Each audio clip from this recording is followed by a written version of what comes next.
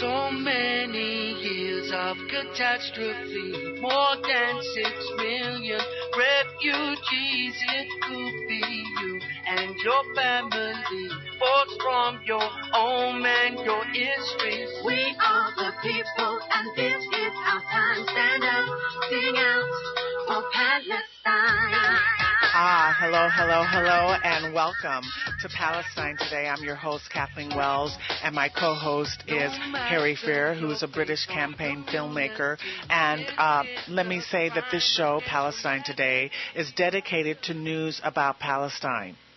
We bring you here at KCAA on Palestine Today, we bring you the unfiltered truth where you will get nowhere else but here on KCAA. So first, let me welcome my co-host, Harry Fair. Hi, Harry. How you doing? I'm great. I'm in such a good mood, Kathleen, and we have an amazing show lined up with an extraordinary guest, so I'm psyched. Oh, I'm so excited. You're psyched. You're in a good mood, and we have a fabulous guest. It's a special show today. We're delighted to have for the full hour the only son. Yes, that's right. The only son of one of the representatives of the PLO. The representative of the PLO was Majid Abu Sharar. We have his son Salam Abu Sharar.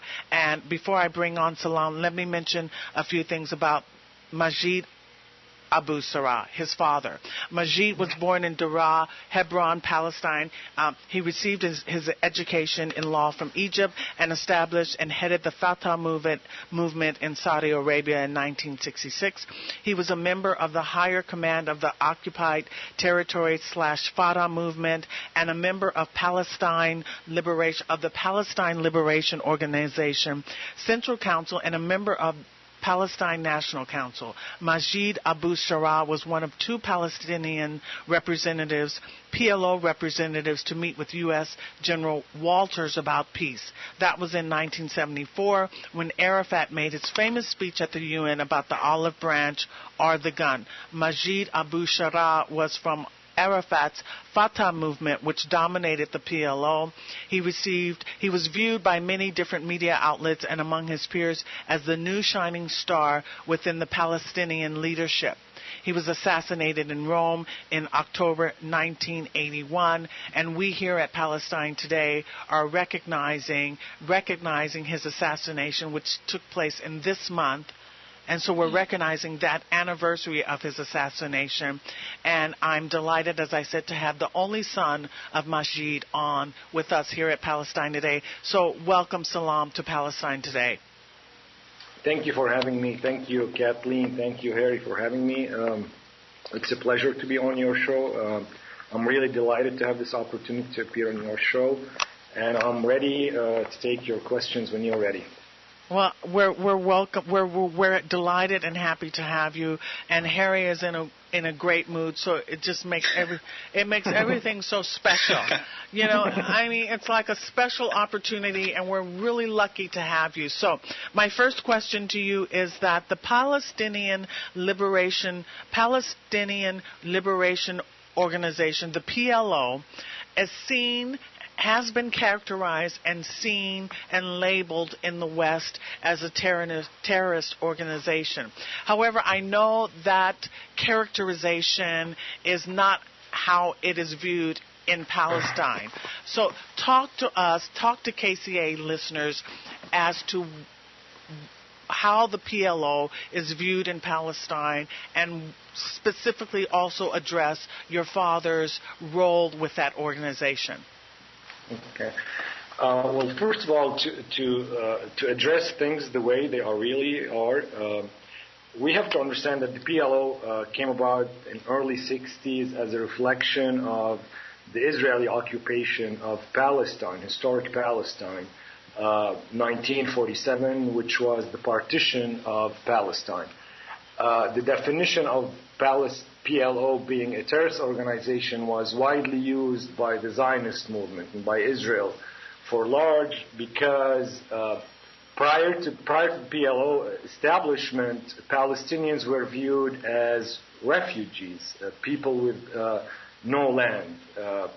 I believe Golda Meir, the Israeli prime minister, used that phrase, that this is a land with no people. So when the PLO came about and started identifying the Palestinian identity to the world, that no, there's a people called Palestinians. They are not, they belong to Palestine. Things start happening within the Arab world, where I believe in 1968, after the 1967 war, the PLO gained its best step, I would say, towards establishing really a solid organization representing the Palestinian people after the Battle of Al-Karama, which was on the Jordanian-Israeli border. Many viewed the PLO as being a terrorist to the fact that there's been some operations outside of Palestine that led to this belief. But among Palestinians, the PLO was viewed and still viewed as the only representative of the Palestinian people. Having said that, if you want to talk about terrorism, what's the definition of terrorism? Terrorism is any violent act imposed on any people through arms, through terrorizing them, in order to gain a political situation. And if we look at the Palestinian issue, that's what Israel has been doing since 1947. They've been imposing a terror act upon us. Historic Palestine was taken through those terror acts. Many Palestinians in 1948, prior to the partition of Palestine, have been forced out of their villages, cities, through a terror act, through Zionist militias, armed militias, that have driven them out through means of terror. So I don't see where a liberation movement being categorized that way. So answering to your question, I believe if we want to really look into, I don't want to say who's right or who's wrong, but if you want to look at the meaning of terror, you have a dictionary, you can go to it, and you can examine who really inflicted terror upon who. Well, did Palestinians really inflicted terror upon Israelis, or was it, the other way around? Right. So, in fact, I always say this quote, Alan Ray says that we think we control words, but in fact, words control us. So, for instance, tomato. We all know that Nelson Mandela was on the U.S. State Department terrorist list. Would we consider Nelson Mandela a terrorist? We also know that the King David Hotel was blown up, killing civilians by the Prime Minister, a man who later became the Prime Minister of Israel. We all know this. So the important thing is it a potato or is it a potato? Who is characterizing? Who is making the definitions? Who is placing the labels? Who is making the characterizations? This is what I want to say. In order to clear this up and be very transparent and objective about this thing, the bottom line is that Palestine been taken away from its original people. Palestine been occupied since 1947. And the Palestinians, since 1947 until today, have been resisting the occupation of Israel. This is the bottom line. There is no way around it. It's very easy. Some people and mainstream media try to complicate the issue by saying, this is a long-term conflict, it's a historic conflict, it goes back 2,000 years ago, so on and so forth. In my humble opinion, this is all propaganda, just to make your audience, the American people, being confused and not knowing, who's right and who's wrong. The bottom line is Palestine existed prior to 1947. Israel did not. Israelis, they come up with many claims, historic claims, that, we've been there 2,000 years ago, and it's our rightful land. God has given us this land, so we have the right to go back to it. I don't know if this notion is really, acceptable. Sure. Because, for instance, the French and the British were in America. How about if some French, individual, feels that he needs to go back to New Orleans and kicks out some guy from his house, and he says, you know what, I've been here a long time ago. Does he have the right to do so? That's the question. That's the main question. Besides, when Palestinians were forced out from their homes, they had documents of land ownership, of home ownership. Do Israelis or Jews who came and now living in historic Palestine, do they have such records? I don't think that they do. Salam, I want to just ask you, while we're talking about general overview, do you see any parallels between the treatment of Palestinians and the treatment of blacks under the apartheid South African regime? I think Professor Mazen was on your show like 3 weeks ago, and he was in South Africa, and he said that the treatment of Palestinians is far more cruel than the treatment of blacks in South Africa. And the reason is because the segregation laws that are being imposed by Israel does indeed fit into the apartheid term, legal definition. It doesn't allow Palestinians, for instance, who live in Jerusalem, to leave Jerusalem for like more than 3 months. If they leave Jerusalem for more than 3 months, 4 months, or maybe 1 month, Israeli authorities, they have the right to immediately terminate their residency in Jerusalem. That's one. Second, the freedom of movement. Palestinians cannot move freely within Palestine, within the occupied territories. Palestinians inside of Israel, in borders of 1948, they are not only viewed as second-class citizens, but they are treated by law as second-class citizens. So if we want to talk in the comprehensive picture of how Israel comparison to South Africa, I think that Israelis are far more creative in discriminating and in oppressing the Palestinian people comparison to the white apartheid in South Africa. And recently the Power Plan that's been talked about, been approved actually in the Knesset, it was voted 40 for it and 43, I believe, against it, for the deportation or misplacement of the natives of the native Bedouins in the Najaf, Naqab area, to basically a ghetto area, to house complexes, that are very old, just simply so some Jewish settlers are free to go in and live in that land.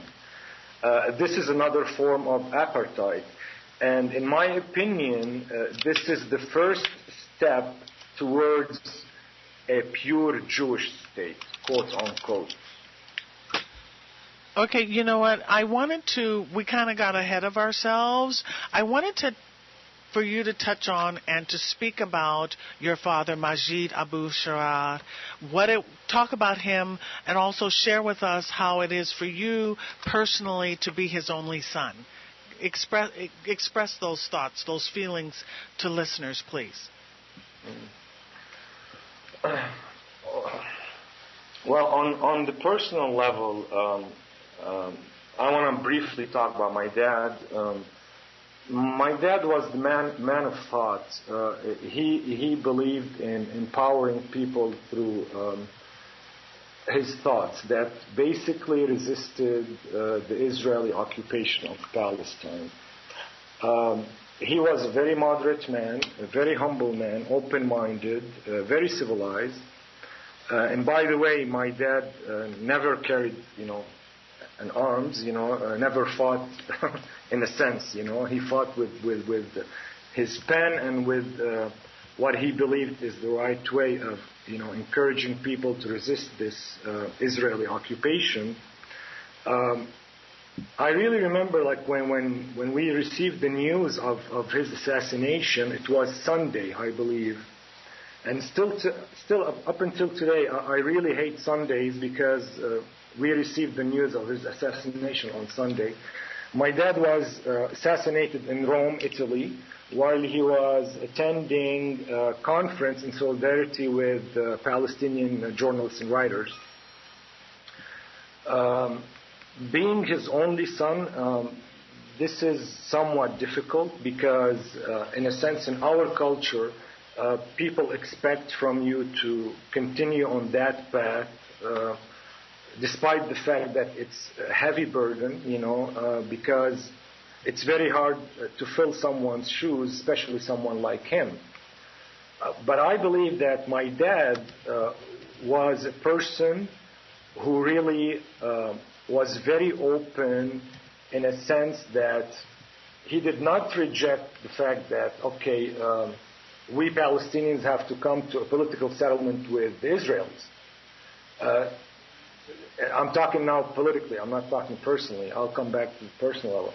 So to him, he was a realist. But at the same time, he was an idealist. He did not compromise about the main issues of the Palestinian national interest, which is 1967 borders, East Jerusalem, our capital, and so on. On the personal level, losing my father at the age of 13 was very painful to me because at that age, specifically that age, as a teenager, you need guidance, you need someone to lean on. And I lost that. And that was difficult. That was difficult for me. But again, life, goes on. We have to move on. I believe it was more painful for my little sister, who was 3 years old when my father was assassinated. When we received the news, she was just watching people coming in, and we were like, in a deep shock, and she didn't know what's happening. So she grew up hearing about her dad, not knowing her dad. So on the personal level, it was painful. I cannot deny that. But I'm myself, I'm a realist. I view my dad's assassination as what really happened. I mean, okay, he got assassinated, and now we need to bear the fruits for not only my dad's life, but for all Palestinians who lost their lives for the cause. So like in 1994, when the Oslo agreements were signed, I was somewhat relieved, because I'm like, okay, his life was not lost for nothing. And this is the time for a state building. This is the time we go back to Palestine and we start building states, institutions, and so on. And then look where we are right now. So, well, could you talk a little bit about that? I mean, could you talk a little bit about now decades after Oslo? Decades after Oslo, I think there's a serious reconsideration of why the situation is like this. Palestinians have compromised, and have compromised largely, because historic Palestine existed in 1948. In 1947, Palestine was partitioned, and then in 1948, when Israel launched the war, or the Arabs rejected that UN resolution, 70% of Jerusalem were again occupied by Israel. Then the 1967 war. And now the Palestinians are calling for the 1967 borders and accepting the UN resolutions.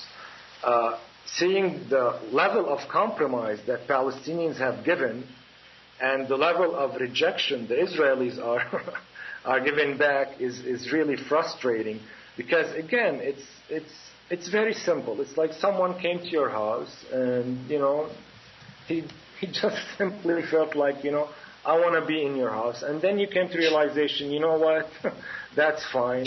Let's share that house. But eventually, he doesn't want to share the house. He wants to make you the house slave.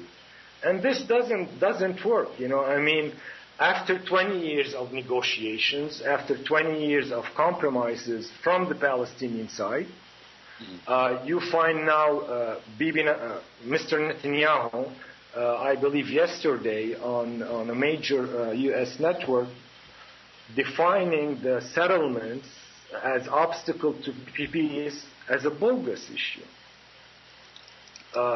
He stated, no, this is not an issue. The settlements in West Bank, it's not an issue, it's bogus. Well, the entire world, the United States is stating that this is an obstacle to peace. And yet Mr. Netanyahu comes out on U.S. media and saying, no, this is bogus. So this is painful for not only myself, for the entire Palestinian people, to see the level of compromises, the level of suffer that we have really suffered through by such reaction from the Israeli side. Well, Salam, talk to us about how Israel has been violating UN resolutions regarding settlements. In fact, at one point, you had X amount of, prior to the Oslo Accords, you had X amount of settlements, but now today we have 600,000. So talk specifically about this growth and of the settlements and this violation of UN resolutions, this continued settlement building to the point where now we're at 600,000 settlements, and yet Netanyahu says on air to the mainstream media in America that this issue of settlements is precluding the opportunity of peace. Get specific with that. Okay. See, since 1967, Israel has established about 150 settlements, residential and others, in the West Bank, including East Jerusalem. In addition to some 100 outposts erected by settlers without any official authorization. The settler population in West Bank was 500,000. Its rate of growth during the past decade stood at yearly average of 5.3, excluding East Jerusalem. If you want to compare that, it's 1.8 by the Israeli population as a whole. Since the signing of the Oslo Agreement, the number of settlers has grown to 650,000 settlers. So, I mean, if that number has grown through peacetime to 150,000, I cannot imagine how it would have been if there is no peace, And according to UN resolutions, any annexation or any settlements in the West Bank or any occupied territories is viewed as illegal. So what Israel is saying, that this perception of the settlements being illegal, it's in violation of all UN resolutions, it's in violation of all the human resolutions and the Geneva Convention. So there is no way around it. What Israel is doing right now, it's in violation of all the human rights, all UN resolutions rights, and all UN security resolutions. It's in violation of all UN security violations. Yes. And this is something that the United States supports. We're going to talk about this United States support. We're going to take a break right now. When we come back from the break, we'll talk about United States support. We'll talk about the two-state solution, how that's not viable, and we'll get into some other stuff. So thank you. We'll be right back. Thank you. Thank you. 6 million refugees, it could be you and your family, forced from your home and your history. We are the people, and this is our time. Stand up. Playgrounds for Palestine is a non-for-profit 501c3 organization dedicated to upholding the Palestinian child's rights to play. This is a right enshrined in the United Nations Convention on the Rights of the Child. We operate through a volunteer board and staff, the generosity of our supporters, and a lot of heart. To date, Playgrounds for Palestine has constructed 15 playgrounds in Palestine, as well as refugee camps in Lebanon and Syria. To contribute to this most worldly cause, please go to our website at www.playgroundsforpalestine.org or send a check to Playgrounds for Palestine, P.O. Box 559, Yardley, Pennsylvania 19067 at www.playgroundsforpalestine.org. Hi, I'm British journalist and filmmaker Harry Fear, co-host of Palestine Today here on 1050 KCAA. Every Saturday at 11 a.m., Palestine Today gives you a critical, alternative perspective to the corporate media news about the Israel-Palestine situation. Your hosts, Kathleen and I, believe in the power of this radio show. That's why we do this for nothing. But we need your support to keep this show on the air, to buy our airtime, to keep this public service alive. Please donate something today at thekathleenwellsshow.com. We need you to keep the show on the air. Are you fascinated by the Middle East, but worried that U.S. foreign policy may lead yet to another war? Do you care about civil rights? For the past 30 years, the Washington Report on Middle East Affairs has brought its readers the real news, minus the corporate media spin.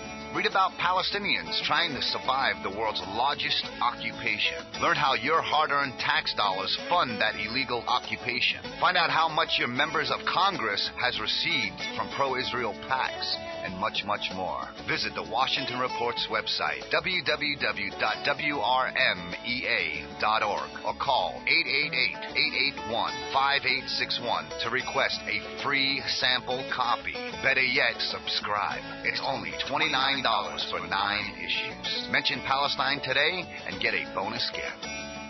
PDM Web Solutions is the place to go for all of your web design and online marketing needs. And we're located right by you in Riverside. At PDM Web Solutions, we build websites with an emphasis on business marketing, upgradability, and easy editing that grow with your business and won't leave you boxed in. And now we're offering an extra special. Mention the Kathleen Wells Show or Palestine Today when you come to PDM Web Solutions, and we'll give you a 10% discount. That's right, a 10% discount.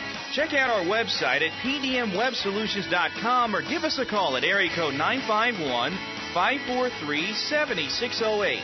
You can check out Kathleen's website to see our work, too. That's PDM Web Solutions at area code 951-543-7608. Also, like us on Facebook. That's facebook.com/PDM Web Solutions. Reliable, fast, and creative. That's PDM Web Solutions. Wishing for a little bit more information? You'll get it all here on KCAA Radio, AM 1050. So many years of catastrophe, more than 6 million refugees. It could be you and your family, forced from your home and your history. We are the people, and this is our time. Stand up, sing out for Palestine. Welcome to Palestine Today. We're absolutely delighted to have as our guest Majid Abu Sharar's only son, Salam Abu Sharar. Thank you for joining us today. And we were just talking about, what were we talking about? Tell us. Let's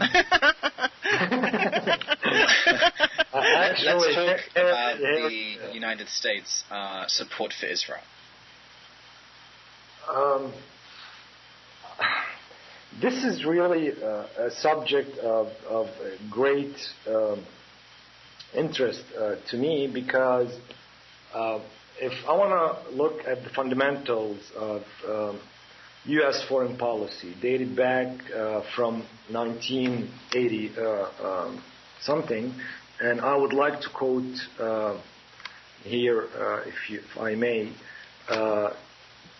from James Monroe address to the Congress, John Quincy Adams,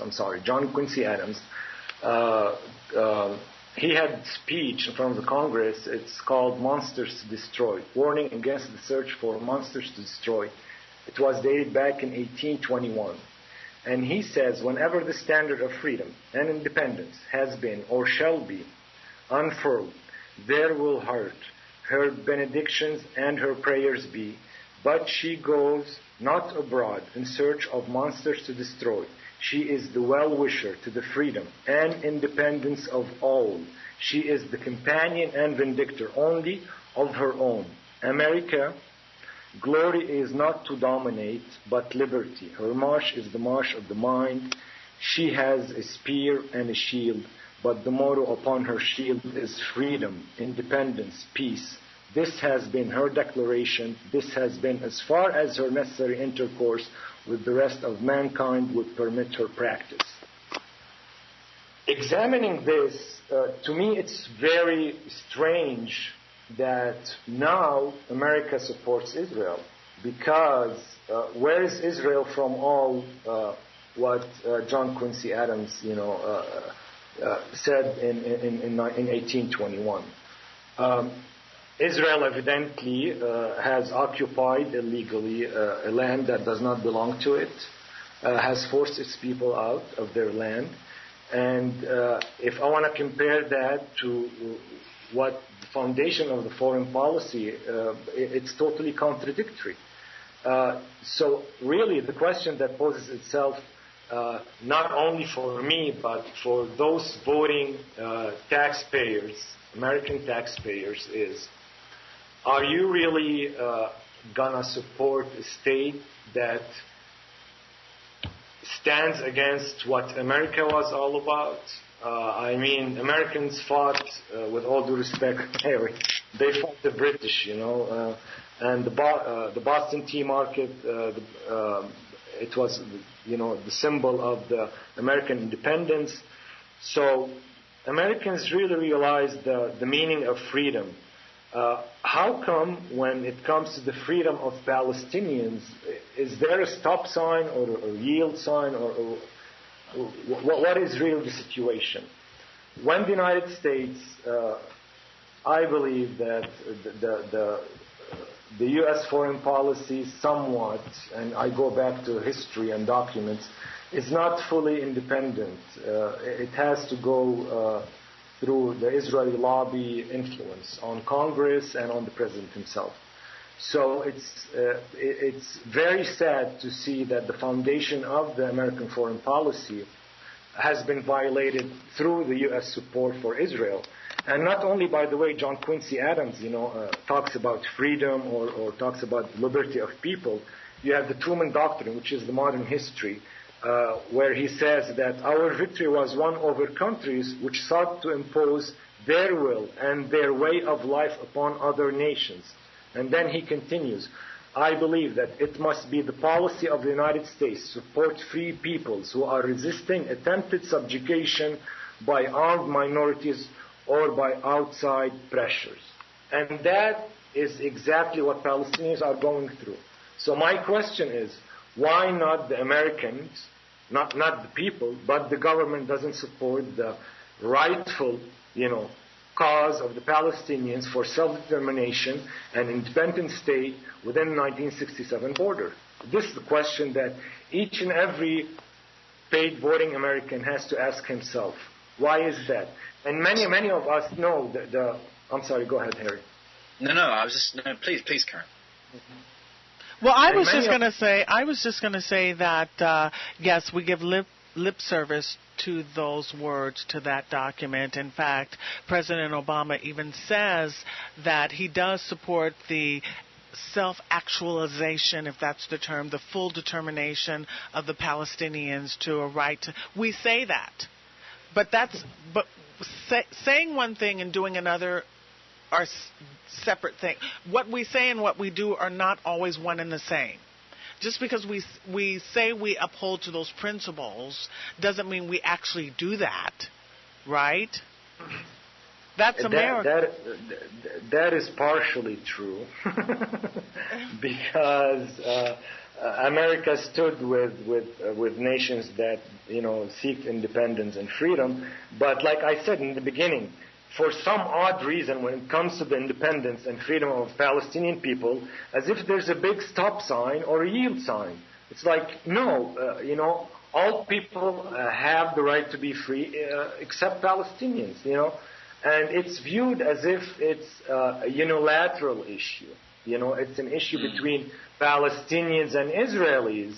Meanwhile, it's not. There are international resolutions and international law that abides Israel, to give up the occupied territories. So it's not a unilateral conflict. It's a question of whether Israel chooses to be an outlaw state or chooses to be an abiding state. And for some reason, governments, people are governed by laws, but we find Israel is governing the law.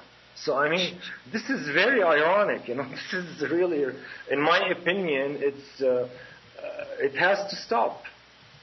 And the current efforts of negotiations, which are being, in a way, instigated or were instigated by Kerry and the USA, talk a little bit about the US's role in these negotiations, and then talk, secondly, about the negotiations. Are they legitimate? Are the parties with a mandate? What's the likelihood of success? And if there would be success, what are the parameters of any success that might come out of them? The legality and the legality of the negotiations, I believe that a decision has been taken by the Palestinian leadership to go ahead with the negotiations. Whether it will be a failure or a success, I believe both sides have expressed their view that ultimately this is not going to lead anywhere. And the reason, again, that this is not going to lead anywhere, because Israel is trying to insert the notion of economic development versus political settlement. And simply, when you say economic development for an occupied territory, it's unfeasible, it's unlogical, because you remain to be under occupation. You cannot have the freedom to move your goods, moving people around, and so on. So it's not going to lead to a real independent economy within the Palestinian territories. In my opinion, I believe Israel is just buying time to build more settlements in order to impose a status quo on the Palestinians for possible future annexation of the rest of the West Bank. And that's explain to us what the end goal they must have, if that is the strategy they're pursuing. Is it to finally ethnically cleanse Palestine, like Alan Hart said a few days ago on KCAA? Well, I believe there's two theories and strategies towards that. Ethnically cleansing Palestinians outside of the occupied territories, or annexing West Bank and driving Palestinians toward Jordan, where they would be Jordanians. So it will no longer be an Israeli issue, because they have built enough settlements that made a status quo on that land that this is not a Palestinian land. They can annex it easily, and the Palestinian people, many of Mr. Netanyahu's followers, supporters, believe that West Bank has to be annexed, and Palestinians have to go back, quote unquote, to the original roots, to Jordan. So, and as far as the ethnic cleansing, I believe the danger of that does not lay within the Palestinian territories alone. It lays within Israel, within the 1948 borders through the Power Plan, because that plan is the first step towards ethnically cleansing 1.5 million Palestinians who live inside of Israel. And those people, like, why is Israel so anxious about engaging the United States in a conflict with Syria? Because Israel cannot declare a pure Jewish state without having some state nearby that is either, Kurdish or Muslim, pure Muslim emirate, or it can be Alawite or whatever you want to call it, And they know for a fact that the support of the so-called freedom fighters or in Syria would lead eventually to the division of Syria, and for having a Muslim or you can say an Islamic emirate. If that happens, then Israel can come out to the world and say, you know what? Now I can declare myself as a Jewish state, pure Jewish state, because there is a Kurdish state, or there is an Alawite state, or there's a Muslim state. So this all goes within the plan itself. Well, that's fascinating. What I find interesting about that is that Netanyahu, at his speech that he gave in front of the General Assembly last week, he consistently says that the Palestinians must recognize Israel as a Jewish state. Yet there are 1.5 million Arabs in Israel. Am I accurate with that number? Yes, you are accurate in that number. It's like, and that's what's really non-comprehensible to me. I mean, I cannot understand that concept.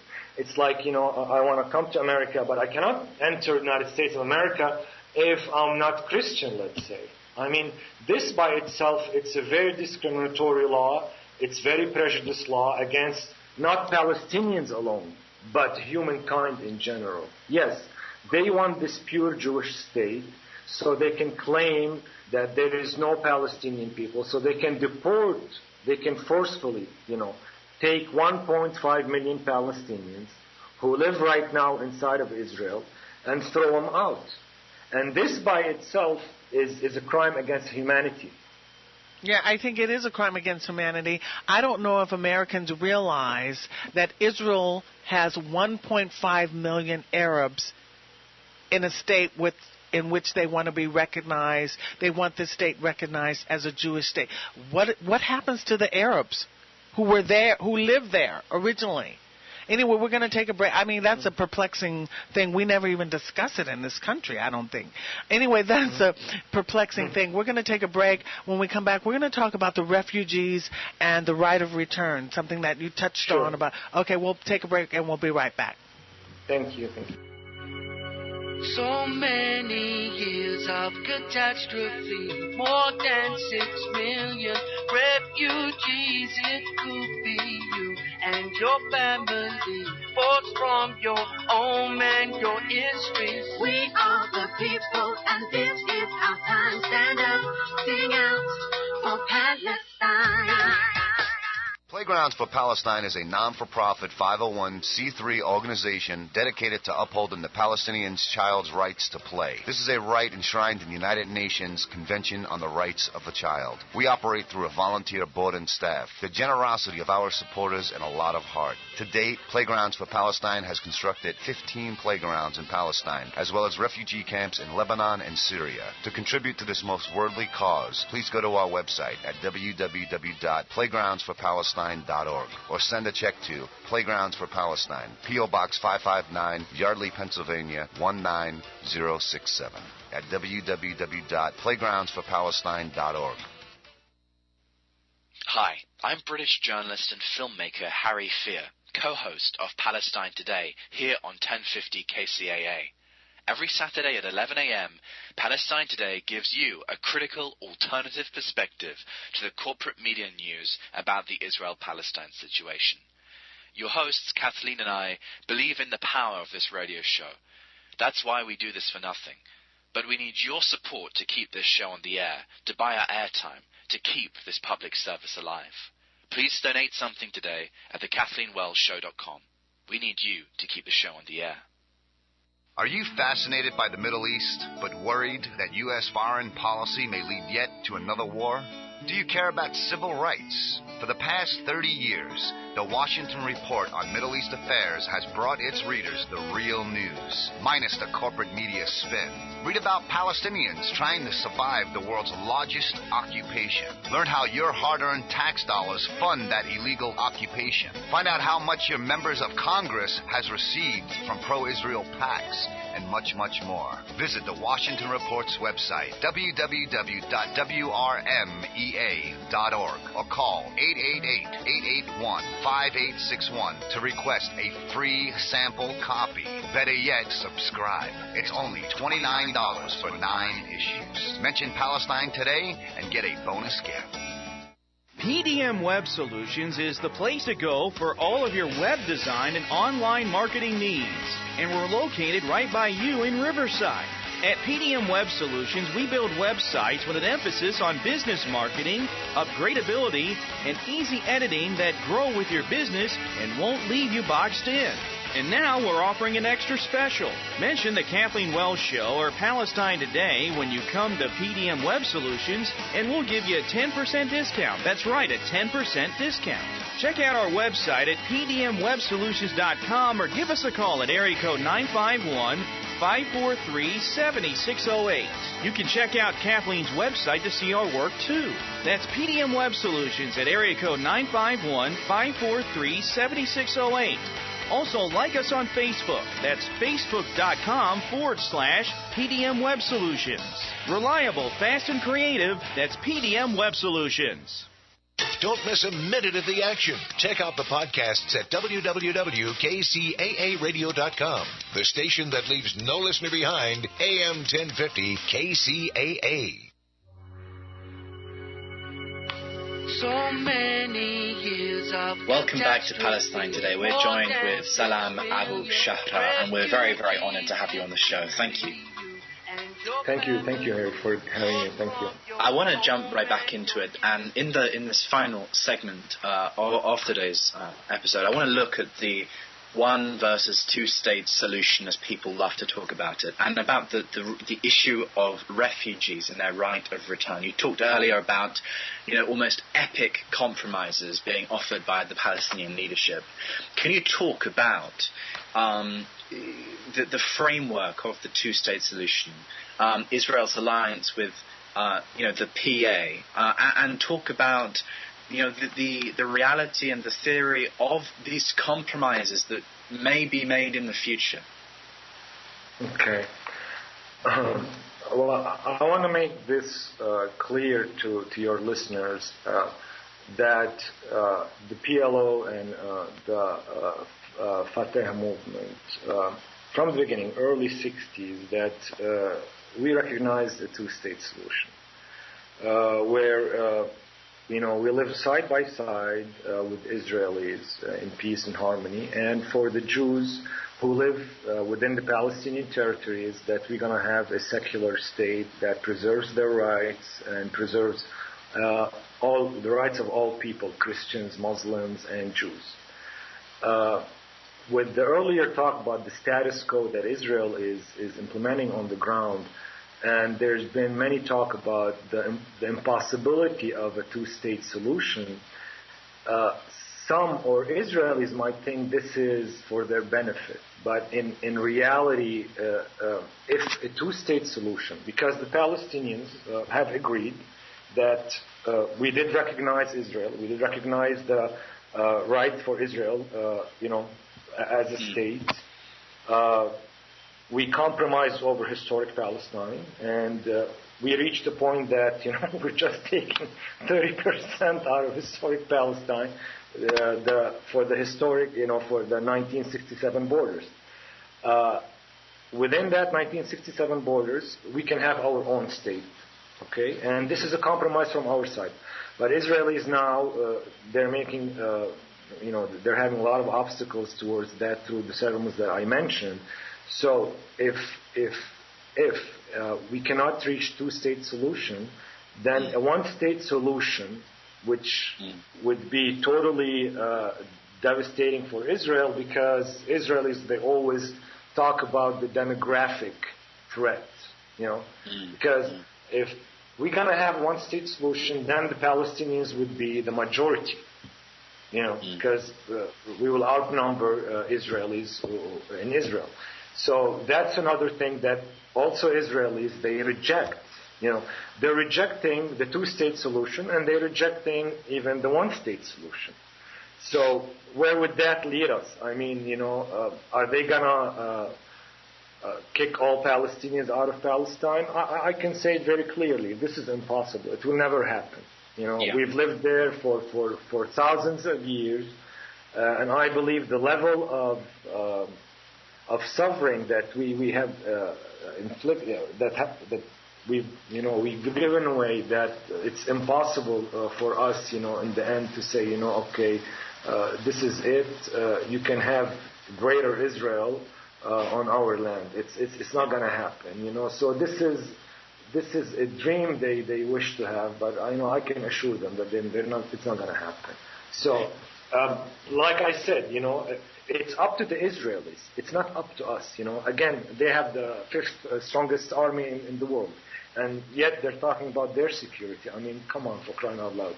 I'm not going to worry about your security when you have the strongest fifth army in the world. I mean, this is ridiculous. Yeah, I think it's we have compromised enough as Palestinians. The PNA, President Abbas, I mean, he compromised, and 1967 borders is fair, but yet the Israelis, they keep putting obstacles in the way, keep building settlements. So I don't know how a viable Palestinian state can be born amidst of the settlement activities that are taking place right now.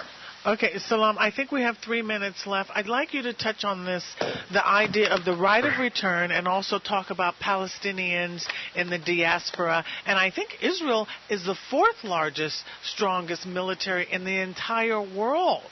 Can you imagine being the fourth largest military in the entire world, and yet you're concerned about your security? I mean, there's something about that is just like a complete and absolute disconnect. I don't get it. But anyway, touch on the right of return and the Palestinians in the diaspora, Salam. Please, in the next 2 minutes, I'd appreciate it. Thanks.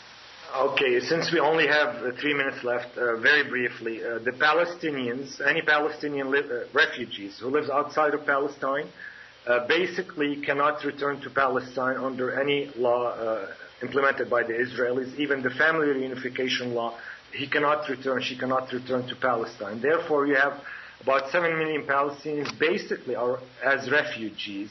Meanwhile, any Jew even from maybe Mars, he can come to Israel, and he's welcomed, and he can reside in Israel and have the citizenship. In comparison to Palestinians, we cannot do that. Being in the diaspora, Palestinians in the diaspora, like I said, majority of us are refugees. So we cannot. For instance, I cannot go back to Palestine because I'm not allowed to. Israelis do not give me a permit to go back to my own hometown. So this is the situation, basically. And I believe I have 1 minute left. 1 minute left. I want to emphasize on this subject, which is the Palestine Today show. I urge each and everyone who has... Hello? Yeah, we're here. We're listening. Yeah. Who's listening to the show is... I urge you to make donations for Palestine Today show. This episode will be the last one if you guys do not donate for it. It's an independent radio station, so you can witness, we can speak freely. So it's your opportunity to make your voices heard. And I believe it's your moral and ethical obligation to support such a radio station where you can make your voices heard. And lastly, I would like to pay tribute to all Palestinian martyrs and Palestinian political prisoners and all freedom writers and advocates for peace such as Nelson Mandela, Desmond Tutu, Malcolm X, Martin Luther King, Frederick Douglass, Pablo Neruda and Gabriel Garcia Marquez, and all the people who believe in freedom, life, liberty, and the pursuit of happiness. And I would like to thank all those behind the scenes at KCAA, for their efforts in making this show happening. Thank you, Kathleen, so much, and thank you, Harry, so much. You're very welcome. Thank you. And we also add your father to that list as well. Yes. We've got 8 seconds of Majid Abu Sharar. We were just speaking with his son, Salam Abu Sharar. We have 3 seconds. Join us next week. If we're here, what am I saying? This may be our last show if we don't get any more money. So please contribute.